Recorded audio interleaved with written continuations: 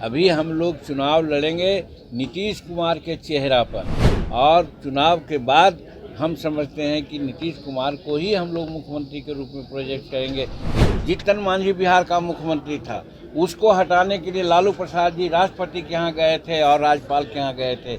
ये बात याद है तेजस्वी प्रसाद को?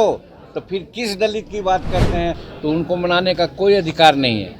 न तो उन्होंने भारत रत्न की उपाधि दिलाई और न तो उनके जो कार्यस्थल थे उनको तीर्थ के रूप में स्थान दिया। वो लोग सिर्फ समाज को बरगलाने के लिए मना रहे हैं। चुनाव होगा, फैसला होगा, जीत करके आएंगे, उसके बाद तय होगा कि बिहार के मुख्यमंत्री कौन होंगे। पहले ये बात महागठबंधन में उठ रही थी, पर अब इन दिनों ये सवाल एनडीए गठबंधन में भी उठने लगा है। देखिए, जो जीतन राम मांझी है उनसे सवाल किया गया है। जीतन राम मांझी किस तरीके से जवाब दे रहे हैं वो तमाम बयान हम आपको सुनवाने जा रहे हैं। पर जीतन राम मांझी बाद में यह भी कहते दिख रहे हैं कि चुनाव लड़ेंगे नीतीश कुमार के नेतृत्व में और हो सके तो नीतीश कुमार ही मुख्यमंत्री बनेंगे। देखिए, सम्राट चौधरी को लेकर जो बीजेपी के बड़े नेता हैं उन्होंने बयान दिया, उसके बाद लगातार ये सवाल उठने लगे। किस तरीके से जीतन राम मांझी जवाब दे रहे, सबसे पहले हम आपको वो सुनवाते हैं। देखिए, आप लोग राजनीतिक बात पूछते हैं कि हंसुआ के ब्याह में खुरपा के गीत मत कहिए।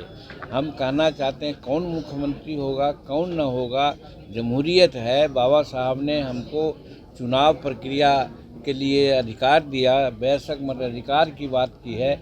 चुनाव होगा तो देखा जाएगा, जो जनता खास करके चुने हुए प्रतिनिधि चाहेंगे वही चीफ मिनिस्टर होगा। तो इसमें आज कोई क्या कहता है उससे मतलब नहीं है। और हमारे एनडीए में साफ बात कही गई है अभी कि बिहार में अभी हम लोग चुनाव लड़ेंगे नीतीश कुमार के चेहरा पर, और चुनाव के बाद हम समझते हैं कि नीतीश कुमार को ही हम लोग मुख्यमंत्री के रूप में प्रोजेक्ट करेंगे।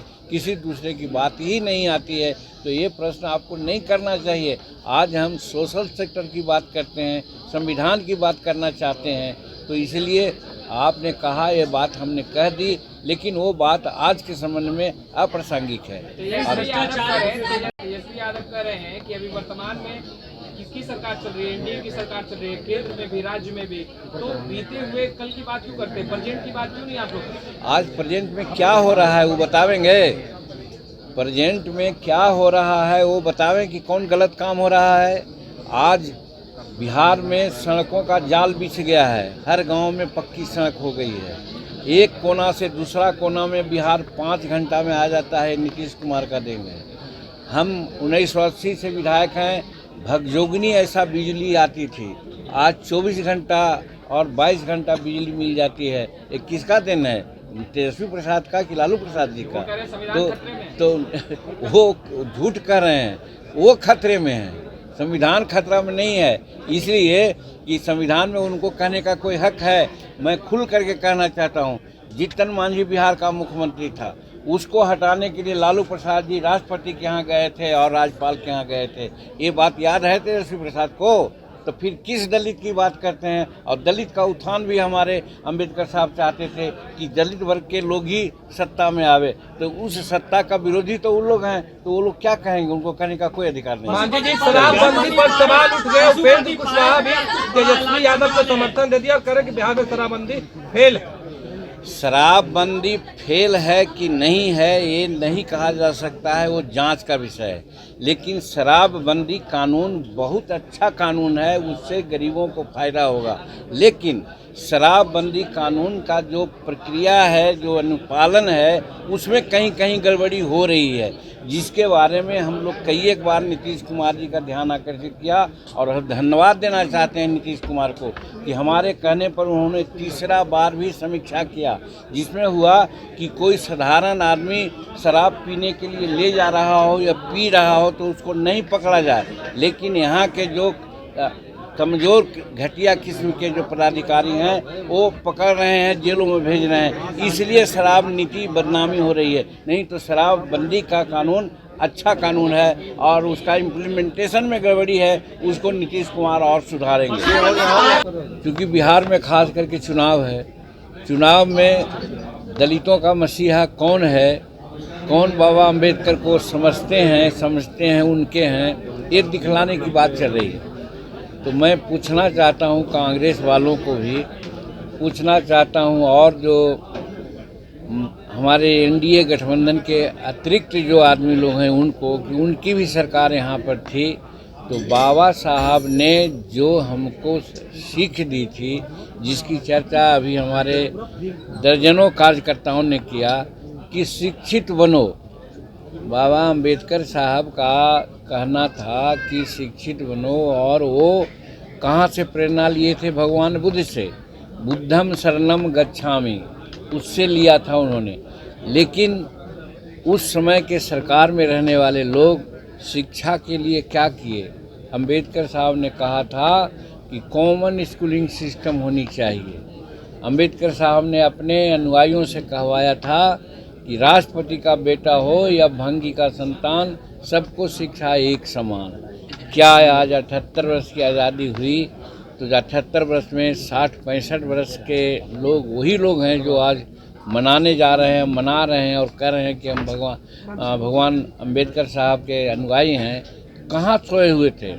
आज तक वो व्यवस्था नहीं आई है। यही कारण है कि एक तरफ सामान्य वर्गों का लिटरेसी रेट 80% है, तो शेड्यूल कास्ट का लिटरेसी रेट 28 या 30% है। इतनी बड़ी गैप आज 78 वर्ष में है। इसका दोषी कौन है? दोषी वही लोग हैं जो 60-65 वर्षों तक राज किया और आज मना रहे हैं। तो उनको मनाने का कोई अधिकार नहीं है। न तो उन्होंने भारत रत्न की उपाधि दिलाई, और न तो उनके जो कार्यस्थल थे उनको तीर्थ के रूप में स्थान दिया, न तो उनका लंदन में रहा हुआ आवास को उन्होंने अपना करके स्मारक बनाया।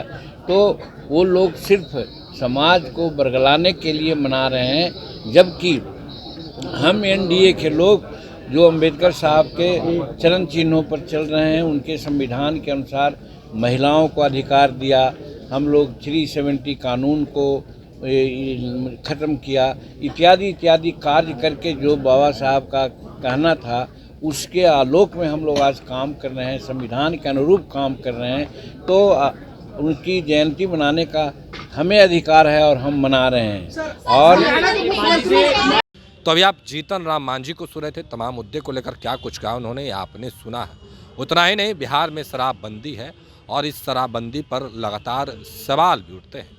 पर जीतन राम मांझी कह रहे हैं कि शराबबंदी ठीक है, पर इसमें जो गड़बड़ी हो रही है उसको लेकर मुख्यमंत्री नीतीश कुमार से हमने कई बार मुलाकात किया, उनसे कई बार विचार किया और कई बार नियमों में भी बदलाव किया गया। देखिए किस तरीके से जीतन राम मांझी अपनी बातों को रख रहे थे, वो तमाम बयान हमने आपको सुनवाया है। फिलहाल के लिए इतना ही। बने रहे फर्स्ट बिहार झारखंड के साथ। धन्यवाद। पनोरमा ग्रुप, जो सोचता है वो करता है। आपके अपने सपनों का आशियाना। ये लो, मुंह मीठा करो। आज मैंने अपना जॉब छोड़ दिया, अब हम पूर्णिया वापस जाएंगे। जॉब छोड़ दिया है? मतलब ये घर कैसे चलेगा? हम करेंगे क्या? और माँ बाबूजी क्या बोलेंगे? इसलिए मैं एक और मिठाई का डब्बा लाया। अपने बिजनेस के लिए लोन अप्रूव हो गया। अरे लोन अप्रूव हो गया वो तो ठीक है, लेकिन पूर्णिया में हम रहेंगे कहाँ? अपना घर भी तो नहीं है वहाँ। इसलिए तो एक और मिठाई का डब्बा अलग से लाया हूँ। हमने पूर्णिया में घर ले लिया है, पूर्णिया के ई होम्स पैनोरमा में। पूर्णिया में पैनोरमा ग्रुप लेकर आए हैं ई होम्स पैनोरमा। बड़ा घर, आलीशान जिंदगी और अत्याधुनिक सुविधाओं के संग। अरे अरे, अब क्यों मुंह मीठा करवा रही हो? क्योंकि हम घर वापसी जो कर रहे हैं। घर वापसी की खुशी पूर्णिया में ई होम्स पैनोरमा के संग। ई Homes Panorama, luxurious lifestyle redefined.